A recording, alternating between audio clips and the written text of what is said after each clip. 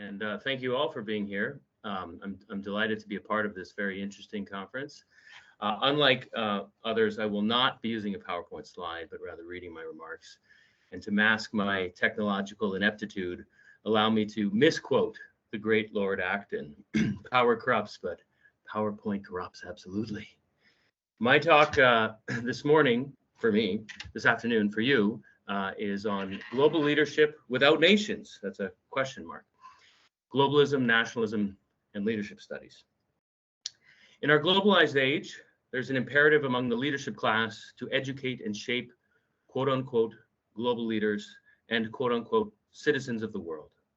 Such sentiments follow from at least two broad beliefs widely held among elites today. First, that justice requires care and concern for all of humanity and cannot therefore be confined to local or national communities. Second, that the world is now more complex and interconnected, such that problems require global solutions and the redress of global leadership.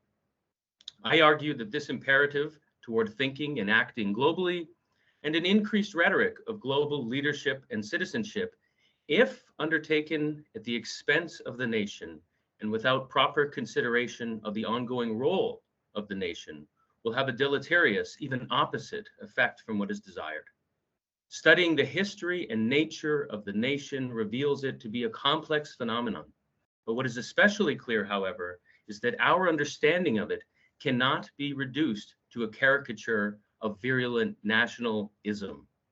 There is a tendency to believe that the logical conclusion of the nation revealed itself in the catastrophic wars of the 20th century, and as a political form, it has therefore run its course, that the world is due for and would be better off with a post-national age.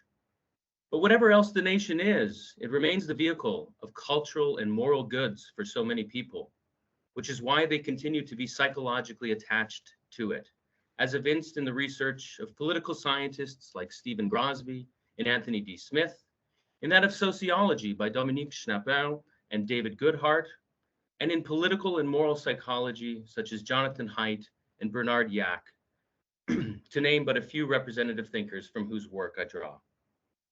Moreover, the nation or nation state continues to be the necessary framework for the operative institutions of democracy and self-government. A clearly delineated particular political body remains the basis for political accountability and social trust, which in turn make possible economic prosperity, as well as any prospects for redistributive policies. Research across the political spectrum demonstrates as much, as found in the work of liberal Israeli political scientist Yael Tamir, of centrist American political economist Danny Roderick, conservative French political thinker Pierre Manon, and the left-leaning British political theorist Margaret Canavan. Thus, for both moral, cultural reasons and for political, economic ones, the nation requires our serious and sustained attention. To speak as though, or imagine, it is a past or passing phenomenon is to retreat from reality and the world before us, a world that yet appears through an array of nations and nation states, of diverse political communities and variegated political regimes. Nearly all of the world's peoples still live in one nation or another, and despite dual or multi-citizenship, everyone is born in but a single nation, while 96.5% of the world's population yet die in their country of birth. Drawing together the research and scholarship on the nation and nationalism with that of leadership studies just may bear the fruits needed to better grasp and help address some of the challenges we face. For as the globalist nationalist divide continues to intensify in Western liberal democracies, the more elites emphatically press for global leadership at the expense of national leadership, the more they can continue to expect, or can expect rather, a continued backlash. A backlash that is not adequately explained by charges of racism. There is a general human need to live in a stable and coherent moral order, and the very idea of liberal democratic citizenship requires membership in a cohesive and delineated civitas or community that constitutes the context for leadership. Recent events like the coronavirus pandemic, Brexit, the rise of nationalist sovereigntist parties, and the growth of populist sentiment have brought globalization into question, or at least compel us to ask whether or not we may be reaching the outer limits of humanity's aspirant unification. Scholars on leadership should, as it were, take the lead in reconsidering the importance of the nation. This is not to say that the idea of global leadership should itself be wholly dismissed. Rather, leadership scholars ought to highlight the primacy of the nation and national leadership in forming global leaders and analyze the inextricable interaction between global and national leadership. Thus, if leaders and leadership scholars advocate for greater cosmopolitanism and globalism, they ought to do so with a proper understanding and appreciation of the ongoing role of the nation in the lives of both leaders and the led. From my reading in leadership studies, however, there is a similar tendency as found across most academic disciplines today, namely to neglect or disregard the nation, if not jettison it altogether. This follows from the imperative that I spoke of a moment ago, which is drawn from ideas of justice and from complexity, about which much more could be said, and I'd be happy to address these matters in the question period if there's interest, as I provide an account of the theoretical and practical motivating factors of this global imperative, and I've come up with something of a threefold taxonomy of different approaches broken into what I call flat earthers, Diogenesians, and Tinas. At this point, though, suffice it to say that a broad cosmopolitan impulse among public intellectuals and academic scholars in the West became especially charged by the end of the Cold War. The post-Cold War period created a sense that history's internal logic was finally realizing itself. With the collapse of the Soviet Union and the apparent universal spread of democratic capitalism, the former tendencies, dynamics, patterns, or even laws of politics and leadership were said to no longer apply. As is well known, American political scientist Francis Fukuyama declared the end of history, by which he meant that there was but one universal, legitimate, and coherent ideology and regime, namely liberal democracy, even if the bad news was that this could beget the last man. The German sociologist Ulrich Beck argued that at the turn of the 21st century, the human condition, quote, cannot be understood nationally or locally, but only globally, end quote. British political theorist David Held called for a new global covenant, claiming that, quote, globalization is transforming the foundations of world order, leading away from a world based exclusively on state politics to a new and more complex form of global politics, end quote. The American-born Canadian leadership and management scholar Nancy Adler argued, quote, to survive as a civilization, 21st century society must not look like the 20th century. For a positive transition to take place, the world needs a new type of leadership that is global, end quote. Many others have likewise called for a global mindset to leadership. These claims were apparently supported by social scientific data from the World Values Survey that alleged general trends regarding a shift from traditional to secular rational values due to industrialization and technological advancement, and from survival values toward those of self-expression or emancipative values. As existential pressures fade by way of greater prosperity and security, individuals become more open and tolerant. They become more predisposed to a cosmopolitan attitude, especially those living in diverse urban settings, such as the young and rising elite, or so the aggregate data seemed to suggest. Consequently, leadership scholars have developed categories of competencies and capabilities, rubrics of traits and styles, and various concepts of global leadership. To be sure, there is much debate over how to define global leadership. One key dividing line is between those on the one hand who argue, well, leadership is still leadership, which is to say that scaling it upward to an international or global level is simply an extension of the challenges other leaders face, just with perhaps greater complexity and detail. And there are those, on the other hand, who argue that transnational challenges at the global level are, in fact, unique and require a distinct kind of cosmopolitan leadership. In most cases across both camps, however, the nation is deemed an irrelevant variable or unit of analysis, and if anything, is replaced by a less political and more abstract discourse regarding culture. There are certainly exceptions to this rule, however, but the political emphasis and thus a national regime-centered analysis is much less common. These tendencies likely follow from the development of global leadership studies itself, which especially took root in schools of business, management, and human resources. In the heyday of economic globalization, especially by the late 1980s and 90s, many believed that the distinction between domestic and multinational companies was blurring, if not collapsing. Consequently, opinion increasingly held that various cultural differences are more malleable than once believed, either to suggest that differences in gender and race were the more salient factors, or that a modern historical convergence of values was slowly working itself out the world over, as previously suggested. However, recent events have brought these assumptions into question. And again, since 2016, the battle lines between globalists and nationalists have hardened, both within and across many nations, especially in the West. In an essay called When and Why Nationalism Beats Globalism, centrist psychologist Jonathan Haidt describes how a new cosmopolitan elite acts and talks in ways that insult, alienate, and energize many of their fellow citizens, how certain leaders disrespect their potential followers, particularly those who have what are sometimes called ascribed rather than achieved identities, and whose personalities are defined by an attachment to place, a preference for order, and otherwise take seriously matters of purity, authority, and group loyalty.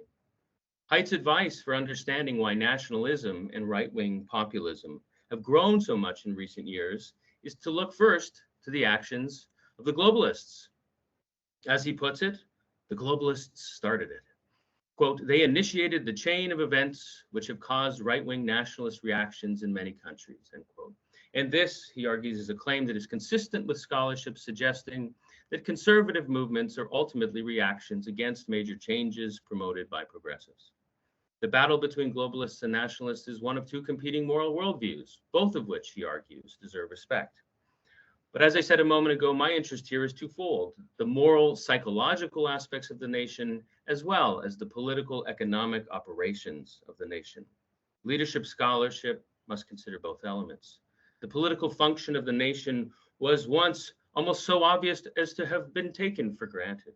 It was assumed and deemed unnecessary for analysis, but no longer, insofar as the assumption among most scholars, as I've relayed, is the opposite.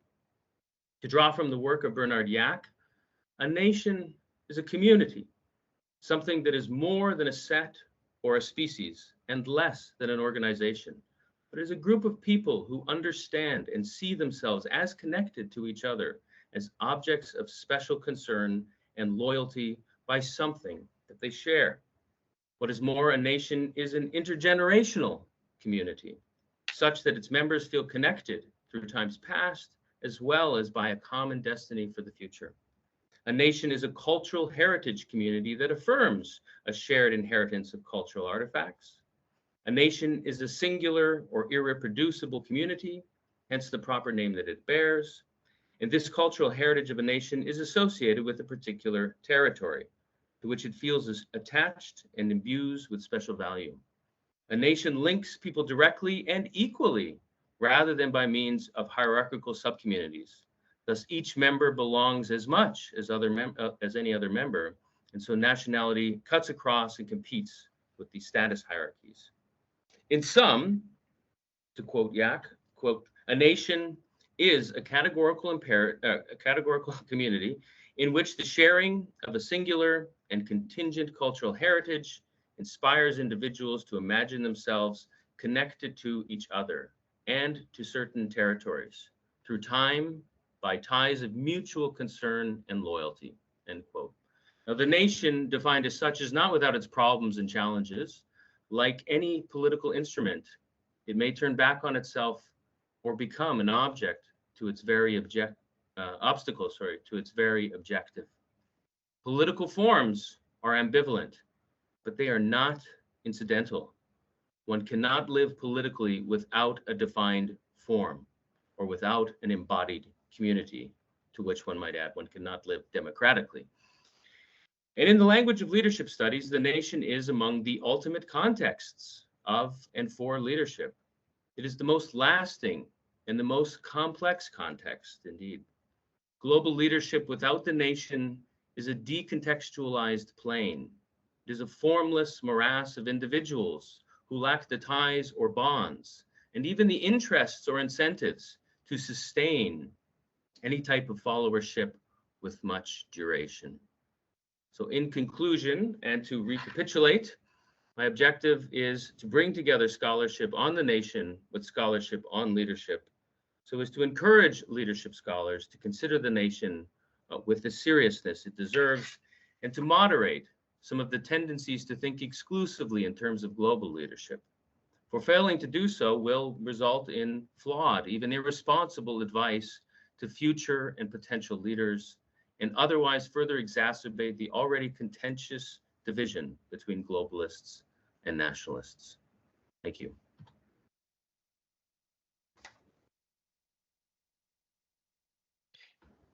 Thank you, Trevor.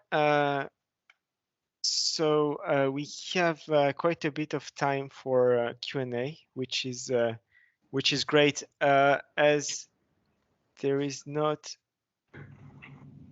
a huge amount of people. I suppose people. Okay, so Nick, do you want to come in? Please ask your question. Hi, Trevor. Thanks. Hi. Thanks very much. I was listening with immense interest because I've been over the last 15 years doing work in a global context, that is looking at the maritime sector. Now that's a really interesting space in terms of 1.25 million workers who are living in a global space for probably 9 months of the year.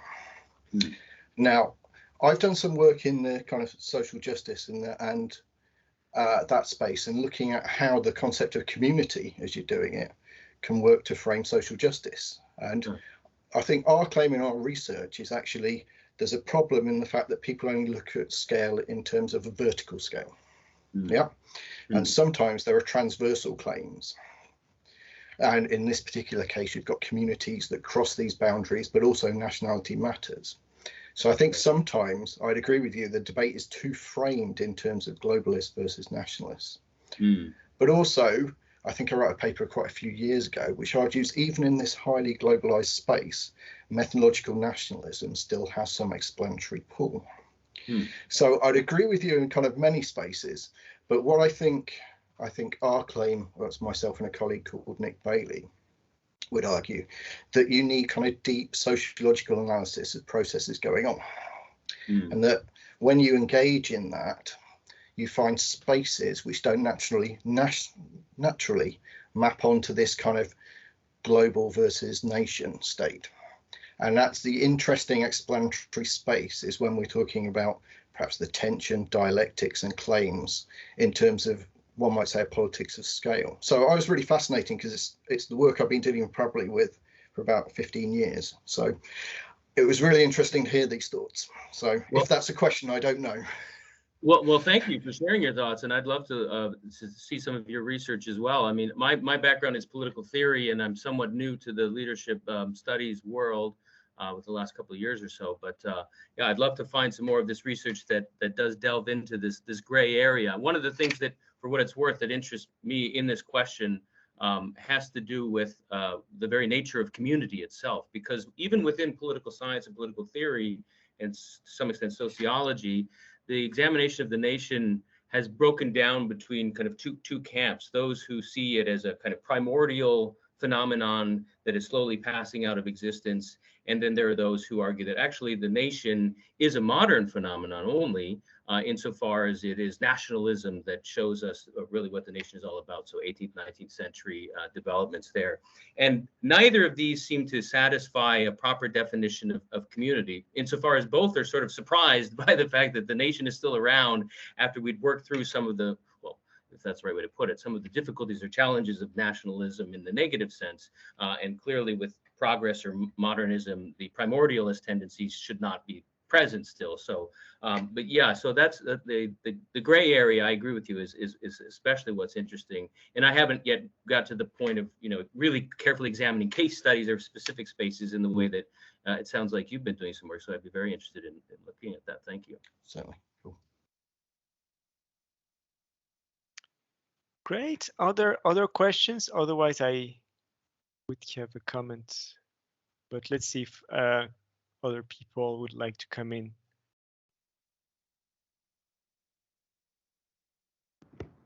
In the meantime, oh, sorry, I was just going to ask if Nick could put his email address in the chat if he was so Certainly. willing. Oh, great, thank you. Yeah, I'll send you. Excellent. Sorry, Olga, go ahead. Hi, Trevor. Thank you so much. That was a very interesting talk, and it was quite engaging. And the topic of populism, the right-wing populism, as a response to the globalist movements. It's a very interesting take.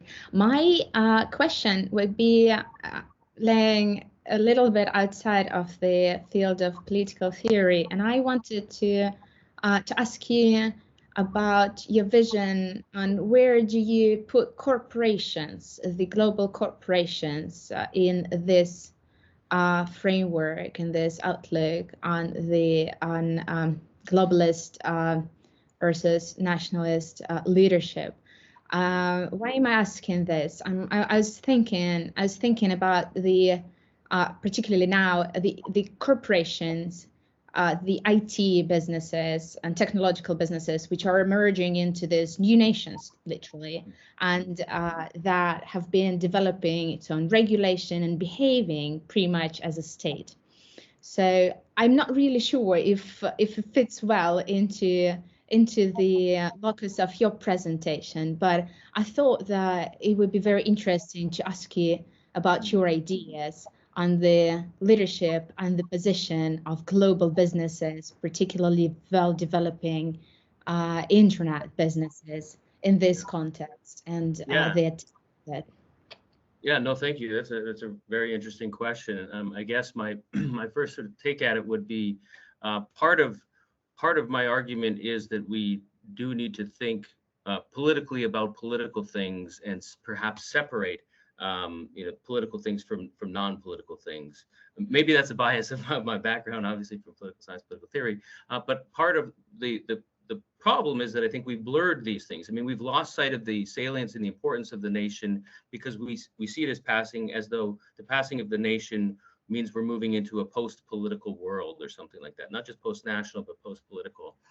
So I would want to restore some important distinctions regarding the nation and the corporation. Although I think, I mean, the corporation, back to Nick's point, is one possible area where there is a blurring or a grayness of that could be very interesting. But to the extent that the corporations believe that they are emerging states, I think we run into all sorts of interesting problems or challenges. And one of the reactions, the populist, or one of the ingredients, let's say, of the populist or nationalist reactions is that there are corporations that act like this and are no longer acting in the interest of certain nationals where they might have once been based or where they have certain offices, and there was believed to be an interest in an investment in that community and is now beyond that, if not antithetical to it. So your very question, I think, points back to some of the tensions between populist nationalists and globalists. So that's it's certainly an area for greater exploration. And many of you, I'm sure, are greater experts on the corporation. Those coming from business management backgrounds and scholarship areas. So did you want to maybe add something to that? I mean, sounds like you have some developed thoughts.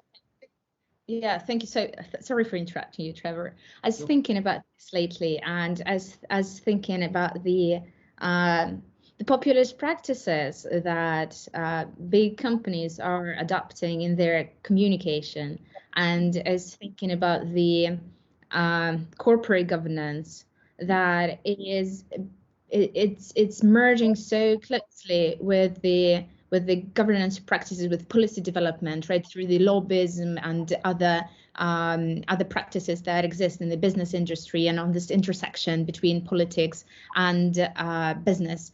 So yes, it's very interesting. I think it adds a lot of understanding, and I really like the idea of post-political world. And so what I see there as well is, we do have the national context which remains, but we cannot neglect the rising corporate, often populist power that is emerging within this field. That's probably all I wanted to say here. Thank you so much. That's very engaging and interesting talk.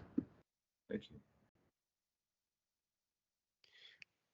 I think Kingyan wants to ask a question. So please go ahead. Unless it's a legacy hand, of course.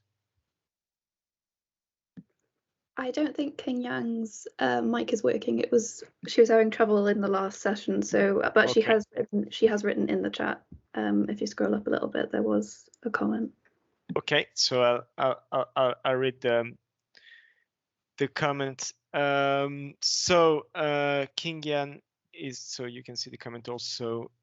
So yes, I quote at the end of her intervention. I am thinking maybe we need to work with two legs, local leadership. That's a comment, I guess. Yeah, and in effect, I think there's, I mean, bringing the local in is of course an added element of importance. I mean, part of my suggestion is that, and as Nick I think nicely highlighted, there is something of an imbalance in focusing more on the global at the expense of the nation, or forgetting about the national. But we wouldn't want to focus either exclusively on the national at the expense of the local either. And in some sense, there is a very important relationship between those two, especially in the work that from which I draw, whether it's the political scientist Bernard Yack, who I quoted from. I mean, his work on the moral psychology of nationalism it really gets to the importance of the local, and how these the sense of the intergenerational and the mutual loyalty and bonds of respect and obligation do form more locally and can be built upwards. But he too recognizes that there are kind of limits to this. So I guess from the leadership perspective, I mean, there's another paper that I'm working on. It's thinking about philosophically reflecting on what context really is when leadership study talks about the context of leadership, because without some kind of form to it and some kind of bonds internally to it, I mean, a morass of individuals who are sort of coming and going in the manner of a mere marketplace poses problems for thinking about the coherence of context, I think, especially if one wants to speak of global leadership in the context of the globe itself, or the globe itself as a possible context. That's something I'm well, I guess critical of, or inquiring into. Okay, thank you, Trevor. So I see, in fact, there are many questions. So that's good. We had 15 minutes. Jonathan, do you want to go ahead, please? Thank you, Trevor. Very stimulating set of thoughts. What my mind was turning to a number of cases in Africa in which the sort of mobilization of nationhood and ideas of the continent, sort of continental consciousness, and that in a global context seems to be very, very different and very troubled in all kinds of ways that are distinct, perhaps, to that context. And I wonder if you've done anything specifically relating to because, of course, the whole question of leadership in Africa is also gives us problems of its own. Yeah, no, I can't say that I have looked at Africa closely. I mean, my background is certainly in the Western and the Anglo-American and European traditions. But it is curious to think that, I mean, your insightful remarks made me think that it's curious that the idea of exiting from the nation is something of a Western or European phenomenon, while there's simultaneously a concern about building nations in some sense, or solidifying nations in other parts of the world, non-Western parts. So the fact that the Western mind kind of operates paradoxically with these two contradictory ideas gives pause for further thought. I mean, is it the case that that if Africa was to achieve something like the European Union project, or the European project of integration, it would first have to go by way of the nation, or could it bypass the nation? And I imagine there are sort of, at least on the surface, those two camps. But yeah, I'm certainly not an Africa area expert, but it would be, yeah, interesting to, and as I mentioned with Nick's comment, I mean, I'm working a little bit more at this point at the theoretical level, but some case studies to probe this further would be very interesting. And I think you rightfully suggest Africa is an area of interest. I think a case around global health in its impacts in regional and national identities and politics would be a very interesting case. Yeah, truly. Yeah. Thank you, Jonathan. Yeah. Okay, so we'll have to move to Olga's presentation in a second. Just to say, I'll just make a comment. I think, yes, this was very interesting. Just to say that if you talk about nation, that's a comment, then one way to have a discussion about it is to connect it to the question of sovereignty, because a nation that doesn't have sovereignty is not really a nation. And then, I mean, I personally agree that nations, in fact, have more power than what some of the literature thinks, but not all of the literature. But then the question is, what nation are you talking about? You know, it's not the same to be, I don't know, let's say Kuwait, for example. Or the US. I mean, those are extreme examples, but if you think about anything from security, climate, migration, or even the economics. So, and I would go, but that's a paradox, for something to think about, and you might disagree, but I would say full sovereignty doesn't really exist. So even a country like the US, the most powerful on earth now, so wasn't able to have enough semiconductor like 3 months ago, because all of them are produced in Taiwan and Japan, and so there is no factory in the US, so there's nothing you can do. And equally, for security reasons, a country like the US feels it needs alliances with Australia and Japan, for example. But anyway, those were just commented. I think this was. Could I just quickly respond? Because these are very interesting remarks. Of course. Just, I mean, yeah, I think, and especially in my work thinking about international law and the question of sovereignty. I mean, there's no escaping this. There's no escaping this question. I mean, sovereignty has a very interesting history as an idea, concept, as well as a reality.